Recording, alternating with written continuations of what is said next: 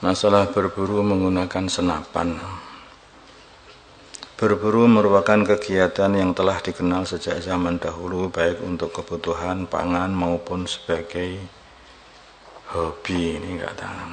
Dalam prakteknya, Islam memberikan ketentuan tertentu agar hasil buruan dapat dikonsumsi secara halal. Di antaranya adalah berkaitan dengan alat yang digunakan serta cara hewan tersebut mati. Di masa kini, senapan menjadi alat berburu yang umum digunakan, menggantikan alat tradisional seperti panah atau tombak.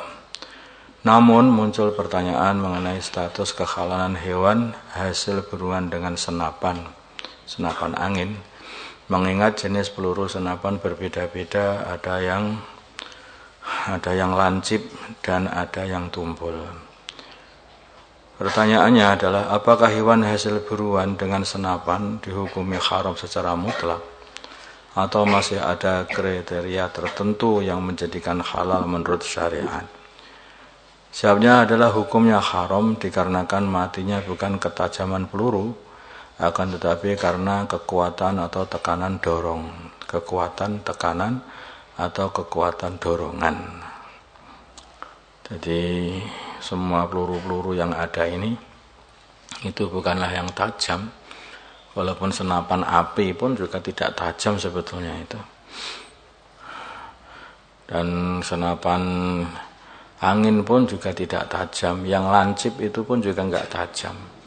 Karena yang dimaksud tajam itu seumpama ditusukkan kepada kamu itu ya nancep begitu loh. Dan sekarang ini hanya lancip tapi enggak tajam. Ujungnya juga tumpul juga. Sehingga masuknya itu bukan karena masuknya ke tubuh hewan itu bukan karena ketajamannya, tapi karena dorongan. Sehingga kalau masuk di tubuh hewan itu merusak itu dagingnya hitam itu sampai masuk. Sedangkan kalau tajam itu kan membelah gitu, membelah kayak pisau itu. Jadi akan nampak bekas daripada peluru tajam sama peluru yang tidak tajam itu sangat berbeda. Berbeda dengan panah. Kalau panah itu panah zaman dulu ya maksudnya, yaitu ujung panah yang zaman dulu itu memang pisau, ujungnya pisau pipih begitu, ujungnya memang pisau. Tapi panah latihan yang dibuat sekarang itu juga tidak tajam itu. Kecuali kalau kita buat sendiri untuk ditajamkan. Malah panah latihan yang dipanahkan di sasaran-sasaran itu, yang sasarannya busa, itu kebanyakan malah tumpul itu dibuat. Karena biar tidak berbahaya kepada orang lain kalau sampai kena. Jadi karena saking kuatnya lemparan panah itu, kelesatan lemparan panah itu, sehingga nancep di sasaran. Apalagi kalau sasarannya hanya semacam busa Eva itu. Jadi panah yang zaman dulu yang katanya yang kalau buat berburu untuk halal itu memang ujungnya itu nisolnya itu adalah pisau. Di pisau, seperti seumpama itu dipegang begitu, dibuat untuk gores tanganmu ya terbelah, kamu terpotong itu. Ditusukkan, sekarang ditusukkan nggak nancep, tusukkan biasa itu kalau nggak pakai panah tidak bisa nancep, hanya karena kekuatan aja nancepnya itu, kekuatan dorong. Makanya itu juga harus milih betul pelurunya yang seperti apa.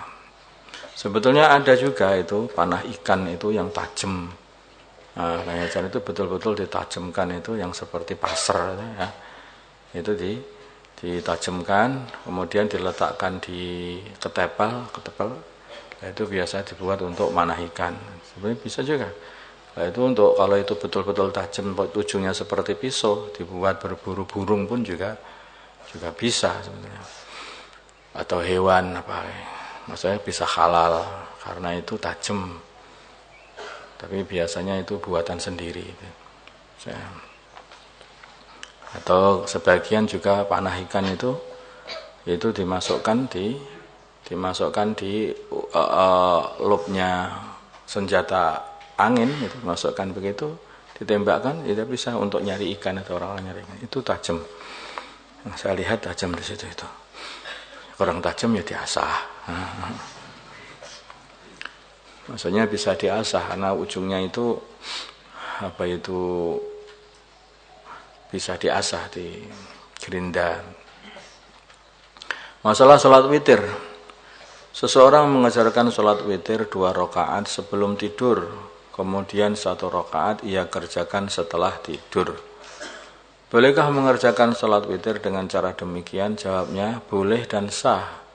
Akan tetapi yang paling afdal adalah dengan mengakhirkannya semuanya, yaitu 3 rakaat, semuanya diakhirkan waktu tahajud, itu yang afdal. Masalah plasenta hewan halal. Agar terlihat lebih ganteng dan keren ketika akad pernikahan nanti, Kang Toha menggunakan krim wajah sebagai perawatan wajahnya. Krim pun bermacam-macam, di antaranya terbuat dari plasenta hewan. Pertanyaannya, sucikah plasentanya hewan yang dijadikan untuk krim wajah? Jawabnya adalah najis. Plasenta hewan itu adalah najis. Makanya kalau habis pakai krim itu enggak boleh sholat, karena sholat dalam kondisi wajahnya najis. Nah, begitu. Seorang ibu rumah tangga yang sedang menjalani masa hamil 8 bulan ditinggal wafat oleh suaminya karena suatu penyakit. Sudah hamil 8 bulan, ya nampak perutnya besar, itu 8 bulan. Kemudian suaminya wafat. Setelah 10 hari kematian suaminya, kandungan si istri yang sudah 8 bulan tersebut tahu-tahu menghilang tahu-tahu menghilang, sehingga tidak melahirkan anak lagi. Jadi hilang. Ya wallah alam ya. Apakah ini memang hamil atau sebetulnya tidak hamil? Kekenyangan. Ya apa? Ini enggak lah, itu mungkin ya apa begitu, apa memang hilang, atau mungkin kalau biasanya 8 bulan kan sudah gede. Kalau memang hilang mestinya itu keluar